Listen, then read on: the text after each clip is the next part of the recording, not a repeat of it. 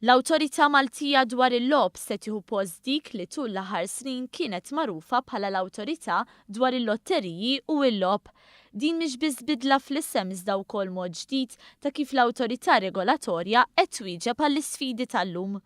Logo ġdid u sit elettroniku iktar modern huma ċentrali f'dan l-eżerċizzju ta' rebranding li għandu jwassal biex is-settur tal-gaming ikun f'pożizzjoni aħjar biex jiffaċċja l-isfidi u l-kompetizzjoni minn pajjiżi oħra. Iċ-Chairman Eżekuttiv tal-Awtorità Joseph Kuxkieri fisser aħjar il-valuri fl-isfond tal-branding korporattiv il-ġdid.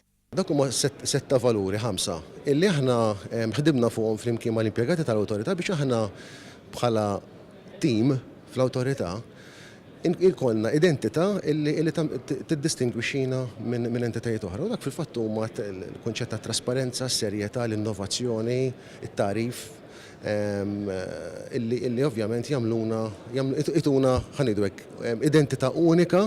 Il-Ministru għall-Ekonomija Chris Cardona tkellem dwar kif dawn l-aħħar 13-il sena pajjiżna raf jagħti importanza lis-settur tal-gaming għalhekk illum huwa pilastru ewlieni fl-ekonomija Maltija u li joħloq bosta impjiegi ta' kwalità. Is-Segretarju Parlamentari għall-Kompetittività u Tkabbir Ekonomiku José Herrera stqar li dan is-settur huwa t-tieni l-akbar f'pajjiżna u jipprovdi l-għajxin ta' aktar minn 9,000 persuna.